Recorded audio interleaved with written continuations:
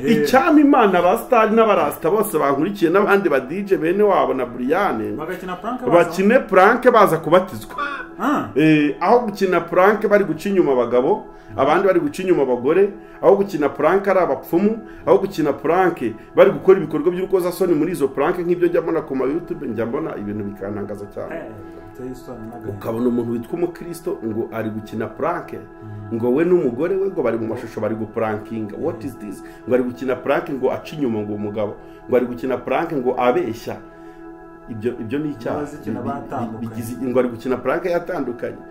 Ibintu byose twatuje ururimi rwacu iyo tutarebye neza harye bidukurikirana. Ushobora kwirwa mu ayo ma prank ugenda ubeshya ngo ni ukuri gushaka amafaranga, ejo ukabona urimo urabyaturaho. Abarimo arabyiyaturaho nyine uri kumva ngo nakinye prank ngo umugabo wanjye ngo nsanga ari guca inyuma, ngo nakinye prank ngo nsanga umugore yagiye, ngo nsanga umugabo yagiye. Iyo mikino mufite mukina nayo muzika kanwa k'abakiranutsi karema, hari igihe uzabyuka usanga yazinze bya nyabyo atari guprankinga kubera kuri kubirema mu isi bw'abakristo. Kandi amahanga y'umuntu ntabwo ari kure ye. Hari abantu benshi bibwira ko bazavuga ubutumwa kuko babashije kubona itiki yo gutega taxi, itiki yo gutega moto, itiki yo kurira indege. Iyo tuvuze mu mahanga kenshi twumva hanze y'u Rwanda. Kandi dini faso biblique buri wese aturanye n'amahanga ye yabwiriza nk'ubutumwa bwiza bwa Yesu Kristo. Hari nka gahunda nitangirije yo kucuranga muri hoteli indirimbo za gospel, no kuririmba muri hoteli indirimbo za gospel ku cyumweru nimugoroba. Turaza kuyiza ariko mfite amatwi anjudginga menshi cyane. Nancira urubanza ati ntabwo umurokora akwiye kuririmba muri hoteli, ahubwo nibaza ari nkwiye kuririmba niba ntegereye ahantu bita mu mahanga. Sibyo abantu badakijijwe, abantu bashobora kuza muri hoteli baje kunywa ibisindisha, baje gusambana n'izindi ingeso zidahishimana icyubahiro, bahagera bagakubitana n'indirimbo za BKM n'abandi baramyimba natumiye. Ugasanga ibyo bintu idini abanyamadini bashagitse kurwanya icyo kintu kuko ngo ninjiye muri hoteli.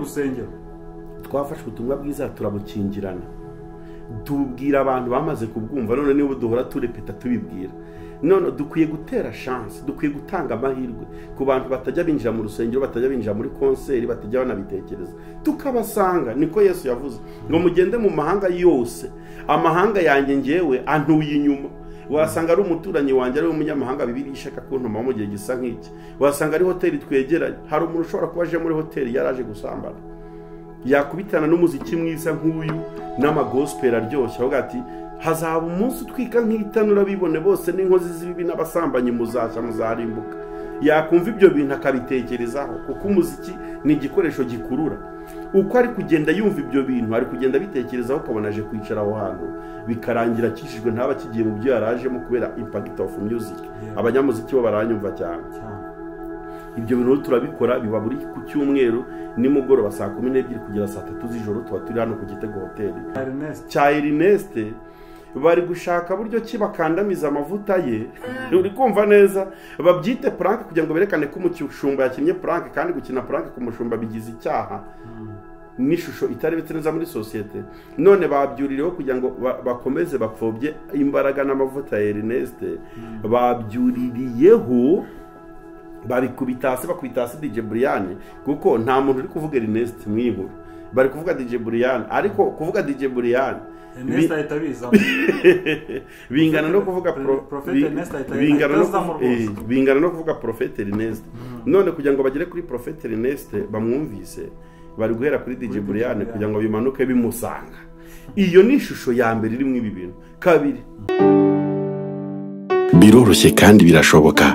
Umaranye igihe inzozi zo kuba umucuranzi wa piano, BKM wa Yesu yabazaniye uburyo mushobora kwiga umuziki mutiriwe muva aho muherereye, upfa kuba ufite piano gusa. Iyi gahunda imaze gufasha abatari bake gukabya inzozi zabo zo kuba abacuranzi. Muhamagare aho uherereye hose ku isi atangira kwigisha. Mu mezi make gusa uba ubaye umucuranzi wifuza kuba we.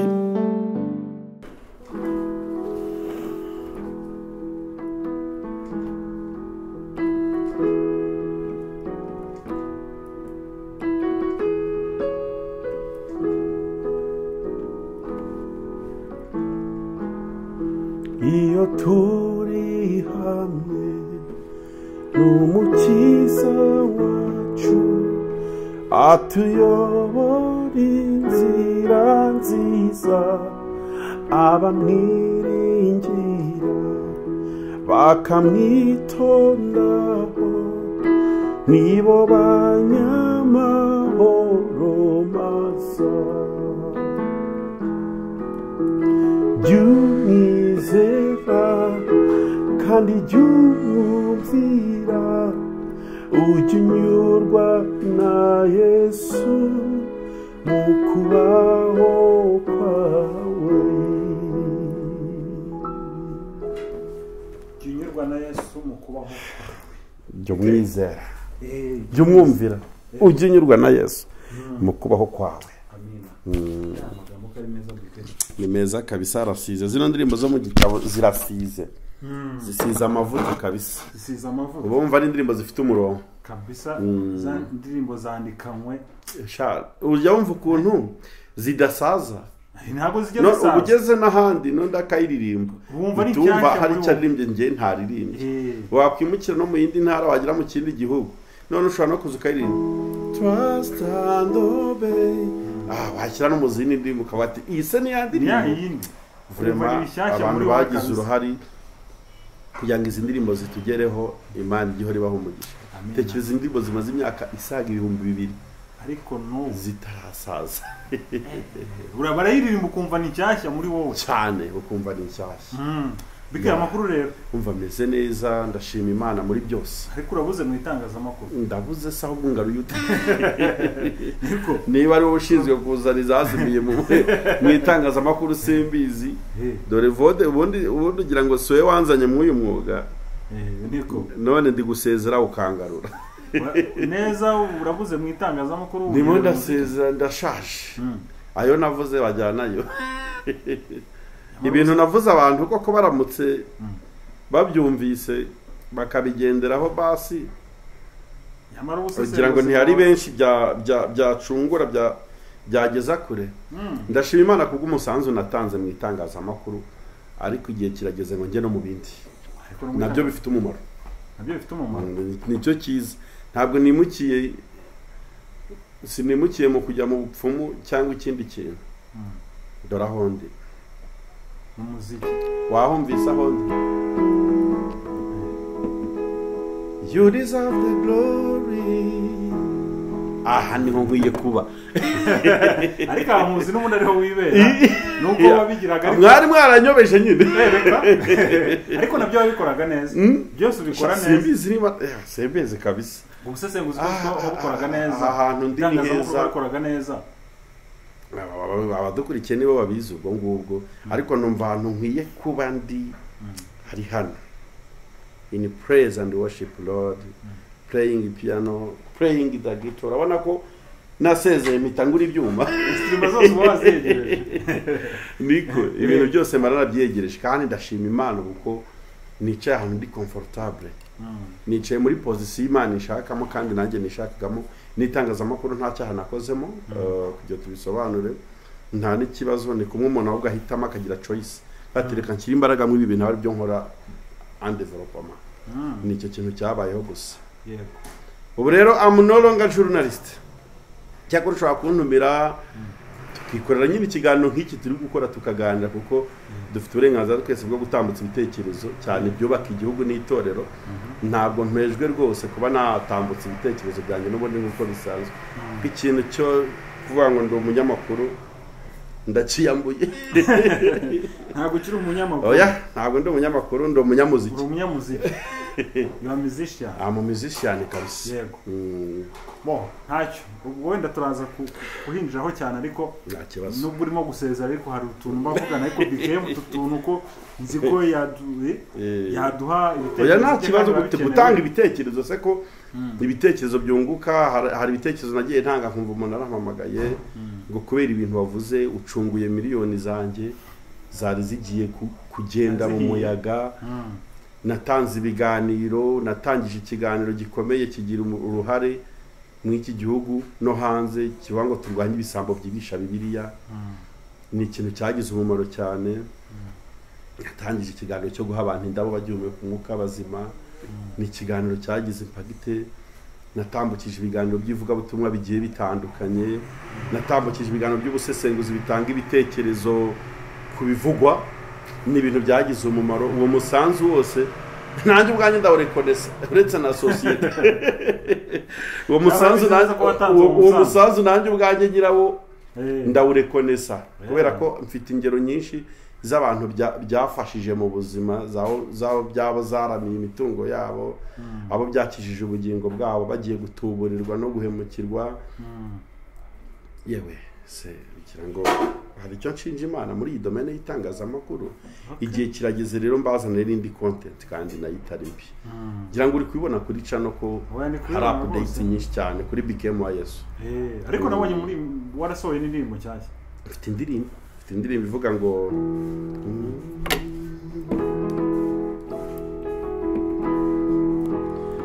nyoborongezi yongana,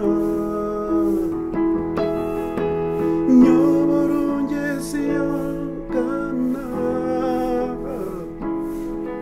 kuko niyoboye sinashika. Yego, nyoborongezi yongana kuko niyoboye ntabwo nashika. Ariko nayo indirimbo ya country music n'injyana nkunda cyane. N'amashusho meza abantu banyandikiye kuri BKM wa Yesu. Yakozwe n'umuhungu bita Sabe Gilbert. Wa muhungu twari tumaze umwaka twaraburanye.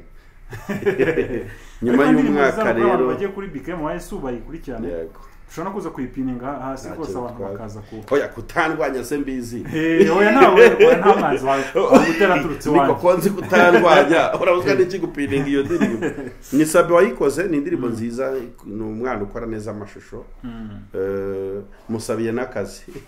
Umuhanzi wawe uri kutureba cyangwa korari cyangwa itsinda ryo ryo ryose rishaka gukora amashusho twongereho meza ndetse na cyane. Kandi afite karite. Yambaza nimero ze kabisa nk'abakozi. Ariko wamaje mu kiganiro cyanjye. None Sabe warishyura. Cyangwa yakwishyura. Ubwo nyine angendeyeho. Aha bikereka twigarukire rero mbere yuko usezera mu itangazamakuru hanze hari inkuru irimo kuvugisha abantu. Ejo bundi tugiye gutya tubone umukobwa witwa Esther cyangwa se DJ Brian. DJ Brian. Ariko iyo ukomeza uvuga kwesta kuri yahinduriwe izina bura byararangiye twizere ko ari ryo rizafata se Esther rwose wacu. Esther akaba n'umu DJ amemuta abarabatijwe, ariko nabonye inkuru ari inkuru yo kuvugisha abantu benshi. Noneho kugira ngo tuyifate tuyizane mu rwuri rw'izindi ntama, dukoze ikosa ryo kuyica intege no kuyibwira ngo subirayo, kuko ibintu biri gukorerwa kuri DJ Brian bingana no kumubwira ngo subira iyo uvuye. Somera icyanditswe kiri muri Matayo 28 maze tujye twaganira neza ku bintu bya DJ Brian, nubwo atari byo nifuza gutangaza cyane muri iki kiganiro cyacu, ariko sinabura kubivugaho kuko ubimbajije. Matayo 28:19 nubwo 19. Yego rwose. Haranditse ngo nuko mugende muhindura abantu mu mahanga yose abigishwa, mubabatize mu izina rya Data wa twese n'Umwana n'Umwuka wera. 20 ubigishe kwitondera ibyo nababwiye byose, kandi dore ndi kumwe namwe iminsi yose kugeza ku mperuka y'isi. Mwakiye neza ijambo ry'Imana. Ongera usomere ntacyo bitwaye. Nuko mugendere muhindura abantu bo mu mahanga yose abigishwa. Mugende muhindura abantu bo mu mahanga yose kuba bigishwa ba Yesu Kristo. Mubabatiza mu izina rya Data wa twese n'Umwana n'Umwuka wera. Mubabatiza mu izina rya Data wa twese n'Umwana n'Umwuka wera. Mubigisha kwitondera ibyo nababwiye byose, kandi dore ndi kumwe namwe iminsi yose kugeza ku mperuka y'isi. Amen. Ndi kumwe namwe iminsi yose kugeza ku mperuka y'isi. Amen. Iryo si ijambo ry'Imana. Ijambo ry'Imana riri kiriya. Ikintu cyo kugenda mu mahanga yose twigisha abantu kuba bigishwa ba Yesu Kristo ni ikintu twasabwe na Yesu Kristo akiduha nka message. Twebwe abakristo. Kandi amahanga y'umuntu ntabwo ari kure ye. Hari abantu benshi bibwira ko bazavuga ubutumwa kuko babashije kubona itiki yo gutega taxi, itiki yo gutega moto, itiki yo kurira indege. Iyo tuvuze mu mahanga kenshi twumva hanze y'u Rwanda. Kandi dini faso biblique buri wese aturanye n'amahanga yabwiriza nk'ubutumwa bwiza bwa Yesu Kristo. Hari nka gahunda nitangirije yo gucuranga muri hoteli indirimbo za gospel, no kuririmba muri hoteli indirimbo za gospel ku cyumweru nimugoroba turaza kuyiza ariko mfite amatwi anjajinga menshi cyane ncira urubanza ati ntabwo umurokore akwiye kuririmba muri hoteli ahubwo nibaza ariye nkwiye kuririmba niba ntegereye ahantu bita mu mahanga sibyo bantu badakijijwe bantu bashobora kuza muri hoteli baje kunywa ibisindisha baje gusambana n'izindi ingeso zidahisha Imana icyubahiro bahagera bagakubitana n'indirimbo za BKM n'abandi baramyimba natumiye ugasanga ibyo bintu idini abanyamadini bashakitse kurwanya icyo kintu kuko ngo ninjiye muri hoteli twafashe ubutumwa bwiza turabukingirana tubwira abantu bamaze kubwumva none niba duhora turepeta tubibwira none dukwiye gutera chance dukwiye gutanga amahirwe ku bantu batajya binjira mu rusengero batajya binjira muri konseri batajya banabitekereza tukabasanga niko Yesu yavuze ngo mugende mu mahanga yose amahanga yanjye ngewe antuye inyuma wasanga ari umuturanyi wanjye ari umunyamahanga bibiri ishaka kuntuma mu gihe gisa nk'iki wasanga ari hoteli twegeranye hari umuntu ushobora kuba aje muri hoteli yaraje gusambana yakubitana n'umuziki mwiza nk'uyu n'amagospel aryoshye avuga ati hazaba umunsi utwika nk'itanura bibone bose n'inkozi z'ibibi n'abasambanyi muzashya muzarimbuka yakumva ibyo bintu akabitekerezaho kuko umuziki ni igikoresho gikurura uko ari kugenda yumva ibyo bintu ari kugenda bitekerezaho ukabona aje kwicara aho hantu bikarangira akishijwe ntaba kigiye mu byo yarajemo kubera impact of music abanyamuziki bo baranyumva cyane ibyo bintu turabikora biba buri ku cyumweru nimugoroba saa 12 kugera saa 3 z'ijoro tuba turi hano ku Gitego hoteli urabona ko ari hafi no mu rugo icyo nshaka kuzaho sibyo ni ku bya DJ Brian DJ Brian agize gutya afashe icyemezo niba ari icyemezo yafashe ahubutse nta kibazo niba yaragifashe yabitekerejeho nabyo n'undi mugisha nta kibazo niba ari icyemezo kiri pranked nk'uko bari kubivuga akaba ari prank ari gukina nabyo nta kibazo noneho niba ari na prank yakinnye prank idakinwa sasa mu buryo agiye kugusobanura uri kumva ikintu dukwiye kwishimira kuri DJ Brian ni ukuba byonyine akoze declaration akavuga ngo Yesu Kristo ni umwami n'umukiza w'ubugingo n'ubuzima bwanjye akabyatura harya yari umwisilamu okay uko DJ Brian ishusho yeretse abantu umuziki DJ Brian akora mu buzima busanzwe ntabwo ari umuziki urabye Imana si n'umuziki uhimbaza Imana ni umuziki byo kudija ni umuziki w'isi ariko utagize icyo natwaye ubuzima bwe kuko ni umunyarwandakazi ufite uburenganzira bwo gukora akazi kose kamuhesha icyubahiro kandi gashobora kumutogera umuryango ibyo byose nza kubyinjiramo cyane but isura yubatse niba avuze ngo okay sinshaka gukomeza kuba imbata y'ikibi y'icyaha ubwo ndavuga mu ngingo nk'eshatu zitandukanye kavuga ati ariko nanjye ntakizwa bigakunda wa muntu isi yose yatangarira gataka so umuntu wa muri biriya bintu bya sekiraga kubyina by'imiziki meze kuri ya amaherena menshi cyane n'ibiki n'ibisuko ubwo nije muri abanyamadini bandi bagiti mu jisho bareba na physique bakibaza byinshi bakanzura ko umuntu ari umunyabyaha byose ariko akareba akavuga ati okay reka none ntangire ntera intambwe zo kurokoka akavuga ati ngiye kuza mu nzu y'Imana nitwa umurokore nitwa umukristo none atugize umugisha ateye intambwe yo kuza kandi kimbabaza abantu bari gukora ibiganiro byose bipinga bikritika umati za DJ Brian n'abakristo n'abitwa barokora nabo twita abakristo tugize amahirwe intama ije mu rwuri isanga izindi ntama aho kuyakira bwo turi kugira gutya ati gwiyugwa subiri uvuye turi kuyirukana twari dukwiye kwandikira DJ Brian ku social media ye kuri Instagram no kuri TikTok no kuri YouTube n'ahandi n'abafite WhatsApp bakagina inbox bakamutera courage kuvuga ati wafashe icyemezo cyiza ni icyemezo cya kigabo umukristo mwiza barangwa nibi yitwara gutya agenda gutya niyo ibi bintu yaba yarabikoze ari prank ariko kubera ko yaba yaraprankinze akinisha izina ry'Imana ashobora gufatirwamo akavuga ati akagwa mu ruza rwita ikiziba aho niho nashaka kugira ngo umenye abavuze uti niba ari prank nta kibazo niyo verisiyo tugiye kuganira icyama Imana abastari n'abarasta bose bankurikiye n'abandi ba DJ bene wabo na Brian bakine prank baza kubatizwa aho gukina prank bari guca inyuma abagabo abandi bari guca inyuma abagore, aho gukina prank ari abapfumu, aho gukina prank bari gukora ibikorwa by'urukozasoni muri izo prank nk'ibyo njya mbona ku ma YouTube, njya mbona ibintu bikantangaza cyane. Ukabona umuntu witwa umukristo ngo ari gukina prank, ngo we n'umugore we ngo bari mu mashusho bari guprankinga. What is this? Ngo ari gukina prank ngo aca inyuma ngo umugabo, ngo ari gukina prank ngo abeshya. Ibyo ni icyaha. Ngo ari gukina prank yatandukanye. Ibintu byose twatuje ururimi rwacu iyo tutarebye neza hari igihe bidukurikirana. Ushobora kwirirwa mu ayo ma prank ugenda ubeshya ngo ni ukuri gushaka amafaranga, ejo ukabona urimo urabyaturaho abarimo arabyiyaturaho nyine. Uri kumva ngo nakinnye prank ngo umugabo wanjye ngo nsanga ari guca inyuma, ngo nakinnye prank ngo nsanga umugore yagiye, ngo nsanga umugabo yagiye. Iyo mikino mufite mukina nayo muzi ko akanwa k'abakiranutsi karema. Hari igihe uzabyuka usanga yazinze bya nyabyo atari guprankinga, kubera kuri kubirema y'Imana itagaragaza icyubahiro cy'Imana. No mu iyo filime ukwiye kubisezerera ugashaka kandi kazi kuri gutukisha izina ry'Imana muri filime ukina. Ubu ngubu dukwiye kujya dukoma urusyo tugakoma n'ingasire. Dore impamvu ibyo muri kwita prank DJ Brian kuri njye ari umunezero, nta n'ikintu bintwaye. DJ Brian ibijyanye n'insengero ntiyarazi iyo biva n'iyo bijya. Yari umuntu w'isi wiberaho mu bundi buzima butari bwo gusenga, butari bwo kuramya Imana, butari bwo kuyihimbaza. None ndamushima, ariko ubwo hano ndi kugenekereza nk'umusesenguzi. Reka dufate ibi bintu niba byiswe prank koko tubivugeho. Ibaye ari prank, ese niba ari prank bifitiye efe ku bukristo cyangwa ku bantu bakurikira social media? Niba ari prank,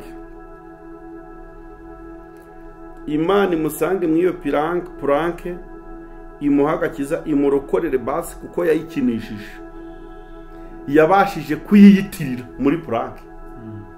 Basi reka tunamutongere bya bindi. Ntuzi ko twavuze ngo umuntu ashobora kuba ari guprankinga avuga ngo arahukanye cyangwa umugabo aramutaye, bugacya bimubaho kubera byatuje ururimi rwe. Noneho reka twinginge Imana iri mu ijuru muri iki kintu cyitwa prank, dutongere DJ Brian ururimi rwe rumuhanyirize n'imirimo ibyo ya prankinze, noneho bimubera ubuzima. Ubwo aho ngaho nje kubigenekereza kuko njye ntabwo mbibona nka prank. Kuri njye simbibona nka prank. Mfata ko DJ Brian ari mu rugendo rwo guhinduka, kandi mu guhinduka baravuga ngo le transformation et le processus. Transformation is a process. Ntabwo kubatizwa kwa DJ Brian bimuhinduye umumarayika. Sicyo kibazo se mutamenye. Aracyafashe igihe mu ntambara nk'izo dufashe, ndetse turamurusha. Kuko twumvise byinshi, ni nako nyine dufite umukoro wo gukosora byinshi kubera ko tumaze kumva byinshi. Naho we nibwo agitangira urugendo. Buri hari ikintu kiba mu bantu njya mbona hano. Hari ikintu cy'ishyari, hari n'ikintu cy'uburyarya, hari n'ikintu cyo gushaka kwigira abatagatifu tugashaka no kwicara ku ntebe y'imanza. Kwigiza abacamanza. Yego.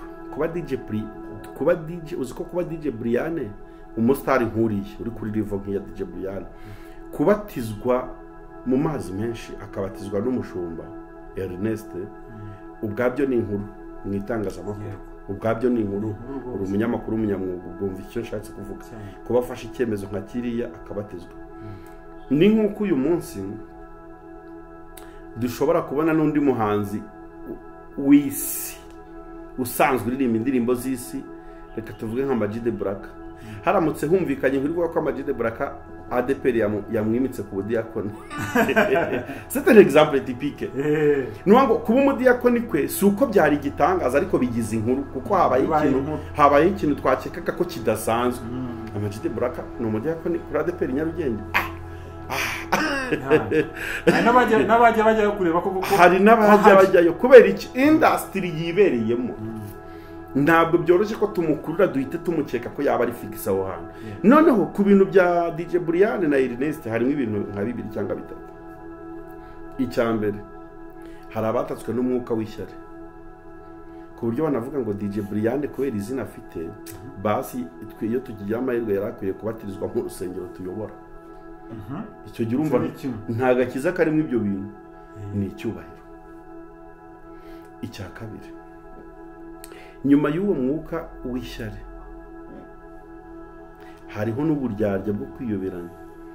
Noneho kugira ngo abantu bakubite ikintu cya DJ Brian berekane ko atakijijwe kubera nyine na buriya busitari bwe bwose twahoze tuvuga, no gushaka gukandamiza Ernest kugira ngo berekane ko yakinnye prank, kuko niba ari prank ya DJ Brian ntiyayikinishije, yayikinanye n'umujumba wamubatije.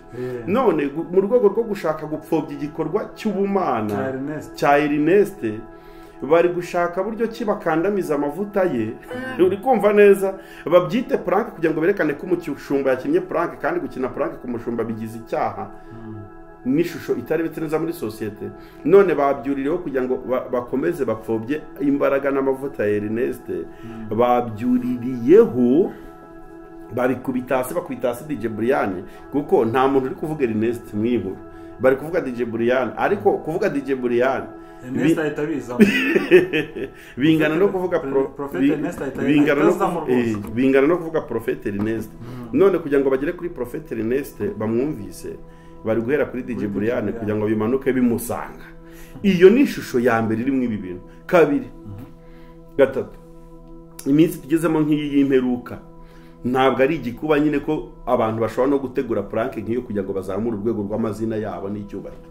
Ibyo nabyo birashoboka, si igitangaza. Ntabwo ari igitangaza, si igitangaza ko DJ Brian yaduprankinga, si n'igitangaza ko nanjye nabikora, si n'igitangaza ko nawe wabikora n'undi yabikora. Igihe cyose umuntu umwuka w'Imana yamuvuyeho ashobora kuyoborwa na kamere, kandi ibyo kamere ari bitandukanye n'ibyo umwuka yifuza. Ibyo byose rero twambaye kamere tudafite umwuka w'Imana twese twabikora. Umupasiteri ya prankinga si igitangaza, umukristo ya prankinga si igitangaza, aho umwuka w'Imana atari abantu bajya bigira ibyigenge.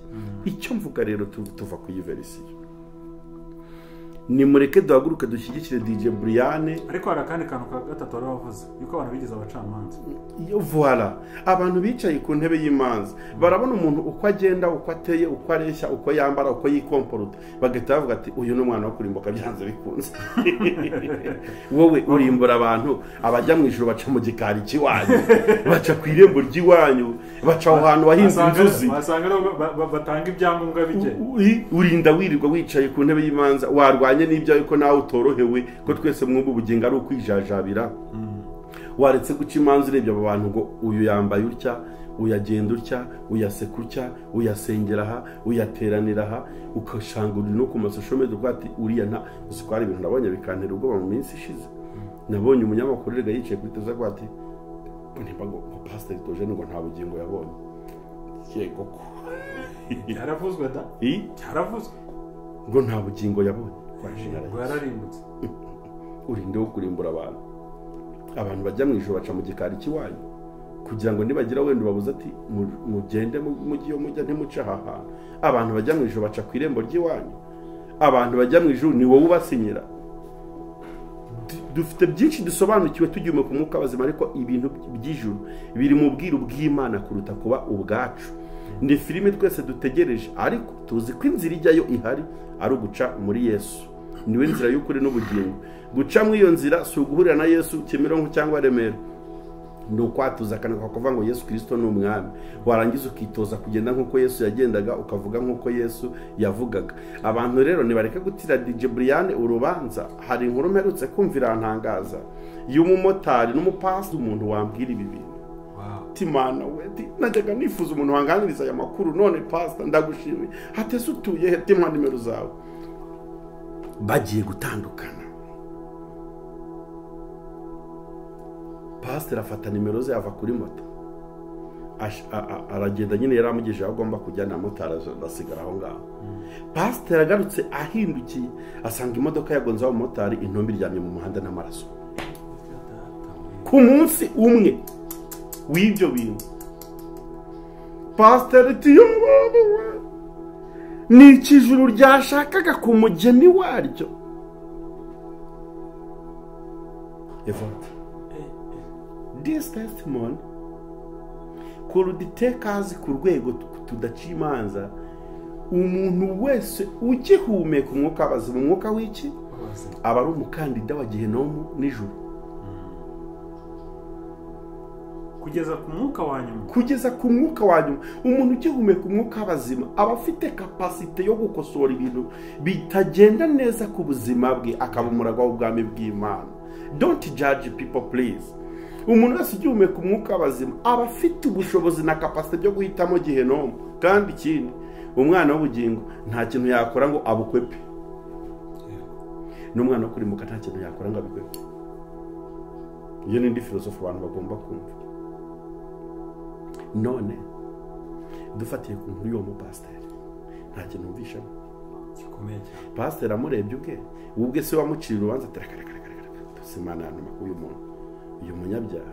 Yes nibo ikwiye kubidutuma, dukwiye gufata ubutumwa bwiza tukabujyana aho abantu badatekereza. Eregeje wundi mushobora kuzasanga ndi mu kabari ndiri gucuranga ndi no kuririmba mpamagara abantu kwihana ati bahita bantenga.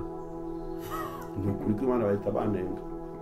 Kandi uri kwihanisha abantu mu kabari. Ntabwo bashobora gukurura ikintu, sinshobora gukurura ikintu gitumye bantenga, ariko ndumva nabwo gihari. Ni ku idini, oya idini ridakoze ibyo ntibyaba ari idini. Nicyo kirihindura idini, kuko idini ni amahame, ni amabwiriza menshi cyane. Urwo rugero rwo kwa pasiteri n'umumotari nta kintu wumvishamo gikomeye ko tudakwiye guca imanza. None urareba DJ Brian muri kwirirwa mu mutuka ku masosho media, ibyo bintu urimo by'utubari n'ibiki, uzi ko batera umutima DJ Brian mubi nimba ari rafashe n'icyemezo kiza bati se aba bantu nsanze ko bafite amagambo kurutaho n'inturutse wakwigumira tugakomeza gusunikira umuntu w'Imana Satani aho kugira ngo tumwakirane urugwiro. Transformation is a process. Niba DJ Brian ari kurwana intambara yo guhinduka, ntabwo byahita biba ku munsi wo kubatizwa. Akeneye igihe kinini cyo kumwegera no kumusura no kumusanga no kumwigisha, azajya agenda ahinduka buhoro buhoro. Namara kubatizwa mu mwuka w'Imana w'Imana azajya amubwira ati DJ Brian umwana w'Imana ucuranga uvuga ngo mwijuru imbere y'Imana afite umuntu mvugira, ntabwo ari ukwiriye kujya ku DJ avuga ngo manyinya wende kora ngende. Umwuka wera mubwire kubireka. Umwuka wera niwe ubwiriza kuturusha. Nidusengera iki cyemezo cyiza cyabayeho yafashe. Njyewe ndi kubaha declaration yakoze ivuga ngo Yesu Kristo ni umwami. Yaba yabiprankinze, ndashaka ko ibintu yatuje akanwa ke. Ariko ndumva iyo kotatari yo ndiho nubwo nayishoboka kuko turi abantu twambaye inyama n'amaraso. Ariko ijambo rimwe no gushimira Pastor Prophet Ernest wabashije kubatiza DJ Brian, tukongera tugashimira DJ Brian wafashe icyemezo cyo kwatuza akanwa ke akavuga ngo Yesu Kristo ni umwami. Ibyo byonyine gusa twinginze Imana muri iki kiganiro nibimuhame kandi bimukurikire, bimubuze gusinzira. Abari byo azajya ahora aririmba indirimbo zindi yaririmbaga azihindura. Ariko icyo kintu tugitanzeho umucyo. Bike hari akantu gato waruvuze mu kanya ko gutenga abantu. Ejo bundi mu minsi ishize hari icyigisho Sugira yakoze Steven. Yego. Navugamo kuri akantu ko gutenga abantu. Akavuga tugasanga abakristo 1000 bamanitse akaboko ngo uriya muntu ngo tumutenge. Ati mu by'ukuri nabambwe uriya muntu ko mumuhaye Satani cyari igihe cyo kumuha Satani koko. Ubundi ibintu byo gutenga abantu wa mugane biba bikwiye gukorwa mu buhe buryo? Ese amugane umuntu iyo iyo tumanitse akaboko tuvuga ngo turamutenze, ntabwo wa mugane ahubwo tuba tumusunikiye noneho kuri Satani neza kurenza uko ahubwo twacyari igihe cyo kumwiyegereza, ahubwo noneho ngagaruke mu bwami bw'Imana. Hari ikintu bibiri yivuga kiri kiriya gisobanutse ibyiciro byo gushyira umuntu inyuma y'itorero nuko bigomba kugenda. Mbose impakana ko gutenga bidakwiye cyangwa bidakorwa na bibiri iratenga. Hari abantu bananira Imana n'Imana ubwayikanzura kubareka. None niba umuntu Imana yamurekura nge ndinde wo kumugumana igihe yanze guhinduka. Ndagusobanura. Hari abantu rwose bananira Imana. Bayinaniye. Nukuri kose. Noneho Imana ihora inanegosia we bajya mu biganiro. Ikinyiga mwana wanjye waretse ibi bintu. Ikongera ikagutuma mwana wanjye wavuye muri iyi nzira ko ari inzira mbi koko yo kurimbuka, reka da. Mwana wanjye wahindukiye kuko ukareka ibi bintu. Umwana wo kurimbuka nta kintu ajya akora ngo akwepe Gehinomu. N'umwana w'ubugingo nta kintu ajya akora ngo akwepe ubugingo. Bibiliya nivanga intama zanjye ndazizi ngo nazo ziranze. Iyo zumvishijwe iryanjye zirabyumva zikamenya kuntandukanya n'abandi bashomba. Umukristo kugira ngo itoro rigere ku rwego rwo gutenga umuntu yagakwiye kuba uwo muntu yarigishijwe icya mbere yarabaye umukristo, gatatu yarahuguwe ku kintu bari gushaka kumutengera, bagafata umwanya munini wo kumwigisha cyane no kumurera no kumunegosiya no kumuhendahenda ku bwa Kristo Yesu.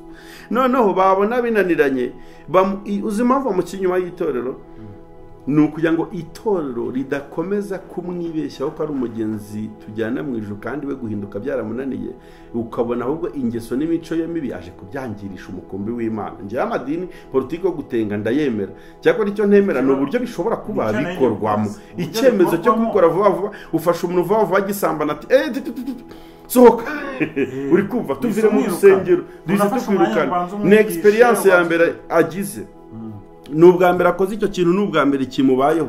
Wowe isukubitira kurura mwirukanye no, menya ko umuntu yambaye inyama n'amaraso, nawe ubwawe uri kubikora ejo nawe bagucakira wavuye kubikora cyangwa ugakora n'ibindi bitandukanye bibi. Fata umuntu banze umwigisha, umwumvise n'ikintu yakoze n'uburemere gifite, kuko wasanga ari n'umwana mu mwuka yumva ko ibintu yakoze nta n'ikibazo.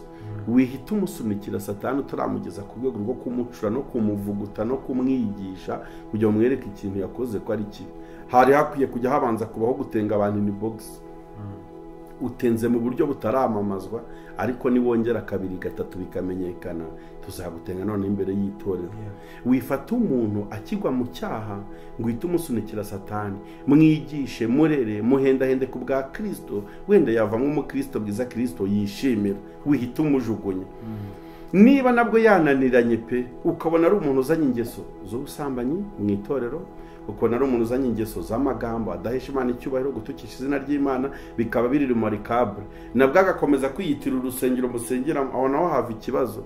Ashobora gushyira igitutsi ku murimo w'Imana cyangwa akarimbura abana mu mwuka benshi. Ikiza no gukora declaration mukavuga ati uno muntu tubaye tumuhagaritse mu mirimo y'itorero kugira ngo abanze ahinduke uko Kristo ashaka, ajye yaba mwene data tugarukire.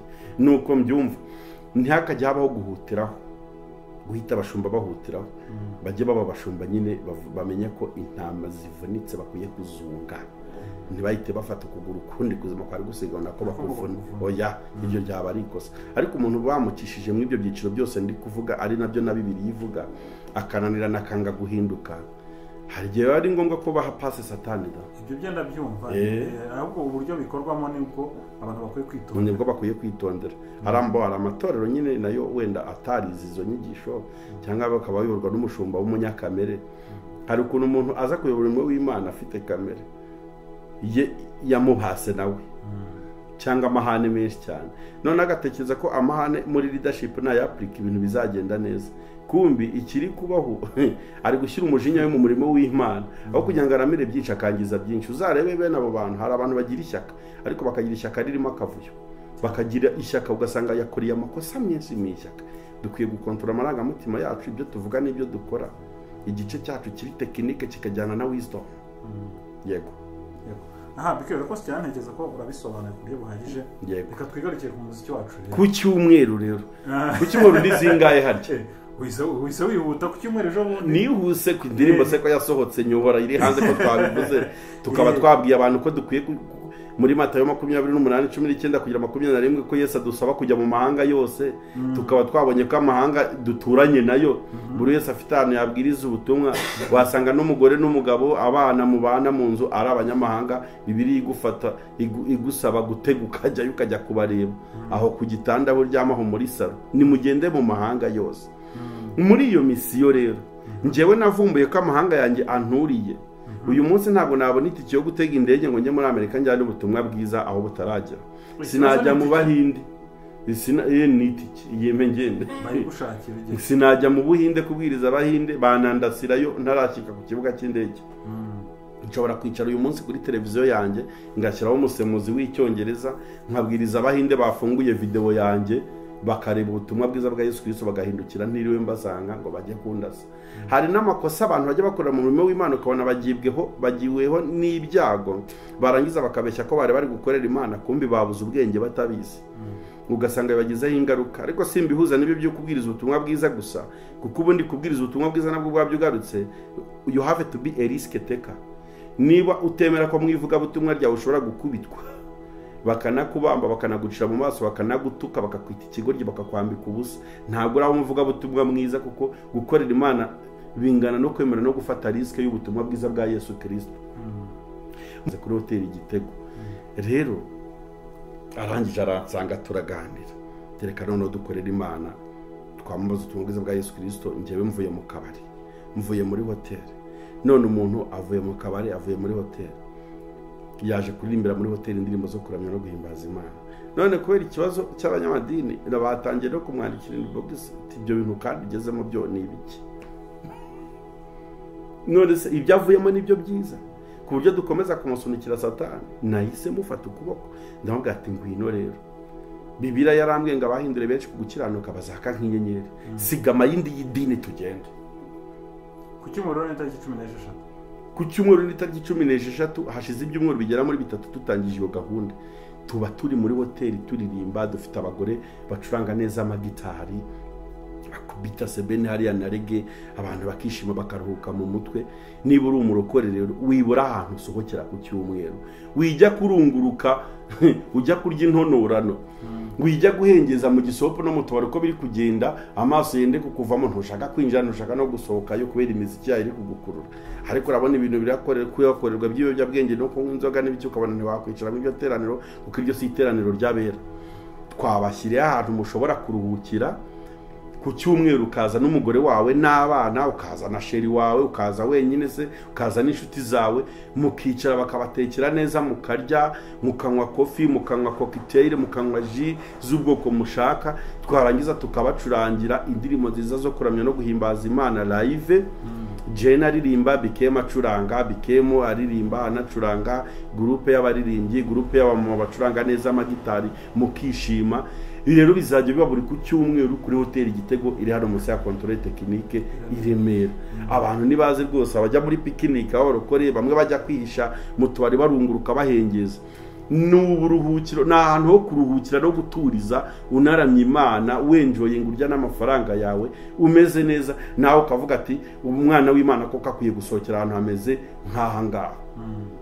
Tugahita tubigiramo profi yivuga butumwa. Hari n'abaza bari baje mu bindi muri hoteli, basanga turi kuririmba bikabakurura, bikaba byatuma duhita ko duprofita kwamamaza ubutumwa bwiza bwa Yesu Kristo, bagahindukira bakihana batari babiraranye kubera ko bakubitanye n'ibintu bidasanzwe muri hoteli. Kuko ibyo bintu ntabwo bisanzwe byo kuririmbira muri hoteli indirimbo z'Imana. Impamvu bidasanzwe rero nuko kuri bamwe byabahindukiye inkuru nyine, kuko inkuru ni ikidasanzwe. Ariko ndi proud yo gukora ibyo bintu, nta mutima w'urubanza mfite. Ikibazo nkigiranye n'Imana nabivamo niruka, nakwigarura.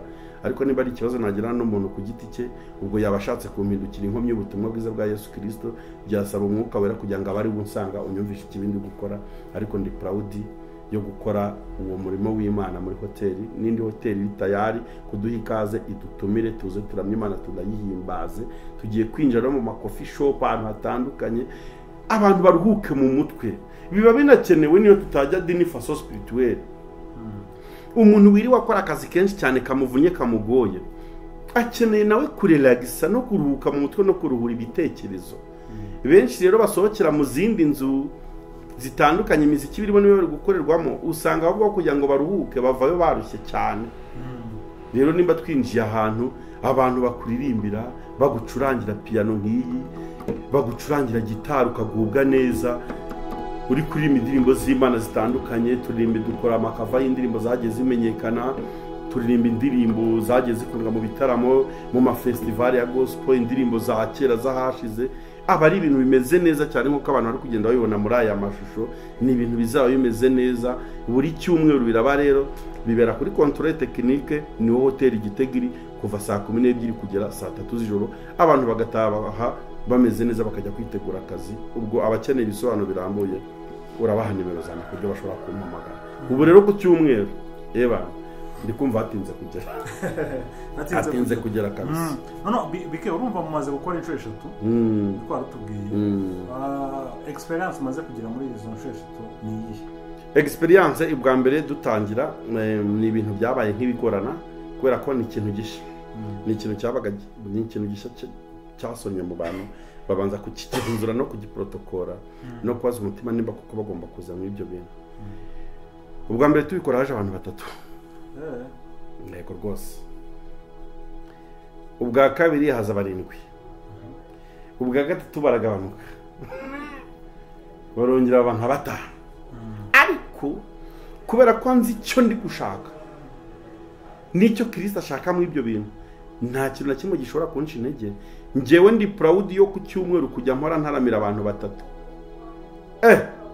uza abantu batatu bahindurwa na message yanjye ukuntu nabo banyanyagira igihugu no hanze yacyo bakajya guhindura abandi twebwe turiteguye tubategerereje kuri hoteli Igitego buri cyumweru kugeza igihe mugwiriye umubare Imana ishaka twebwe ntabwo twashyira uwo dushaka kuko se twe ducungura abantu baberekera ibintu bishyashya abantu baragira cyane ni nayo mpamvu mbivuga kuri mikrofone gutya no kugira ngo ntanga amahirwe ku bantu batari babizi bamenye ibyo byiza yego bike nuba dushatse twanasoreza aho ngaho niko bimeze ikiganiro kirekire oya wagira ibindi yongeraho rwose yaba ari kwiyenza yego ko umuntu wifuza kuvugisha nimero yawe naza kuyishyiraho nta kibazo ariko n'ubundi uri umwigisha wa piano w'umuziki nabyo ndabikora cyane rwose umuntu ushaka kwiga piano ushaka kwiga gitari cyane rwose ushobora kuba uri muri Amerika ushobora kuba uri muri Afurika mu bihugu bitandukanye ushobora kuba uri i Burayi aho waba uri hose ushobora kuba ufite abana uvuga ngo ndashaka ko abana banjye bakura bubaha Imana bakura ari abaririmbyi bakura ari abacuranzi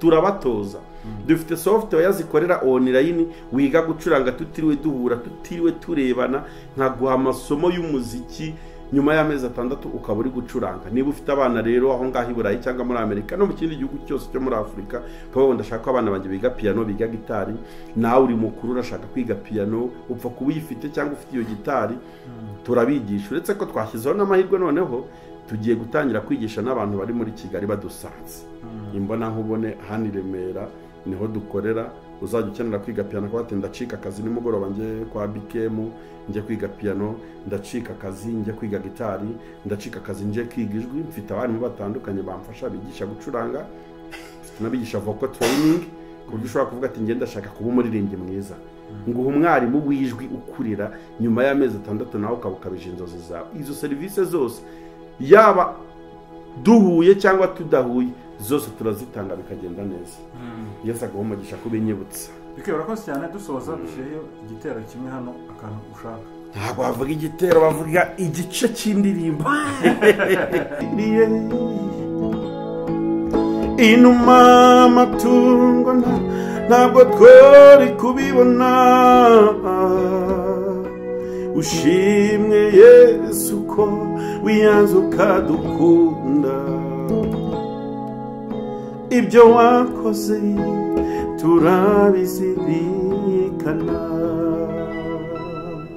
iyo nayo ni indirimbo yanjye nasohoye y'amashusho nayo iri kuri YouTube ya BKM wa Yesu nanashimira abahanzi muri rusange abahanzi nyarwanda ba gospel bari gukora pe umuziki nyarwanda wa gospel umeze neza abantu bari proud yo kuza muri gospel n'aba DJ Brian bari kubatizwa bari kudusanga n'abandi nibaza ahubwo ndashaka ko dusengera n'abandi bantu bose bigeze bareka gospel bakayigarukira tukababona mu rusengero bagarutse kwa Imana barimo ba Mani Marite na ba Patrick Nyamitari mwami wanjye nje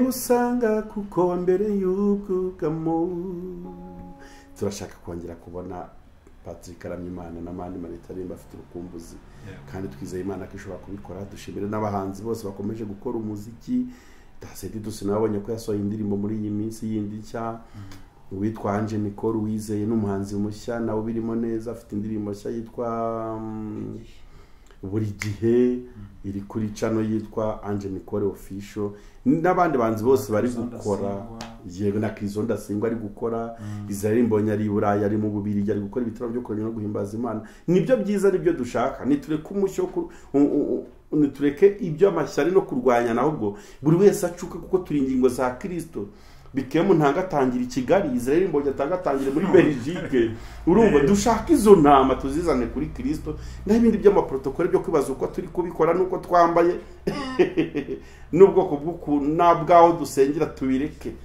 tugende mu mahanga yose twamuze ubutumwa bwa Yesu Kristo amen ibiganiro byacu nakagaruka shano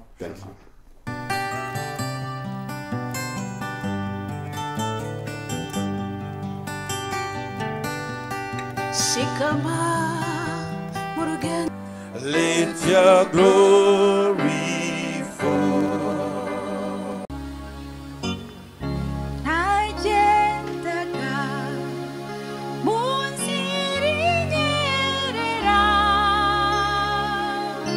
uko wansanze uko niko wankunze ubu numva nisanze uri mwiza cyane we amaso yanjye yabonye ubwiza bwawe yo ndashaka kuyoborwa nawe mwami Mami mana yacu araturinde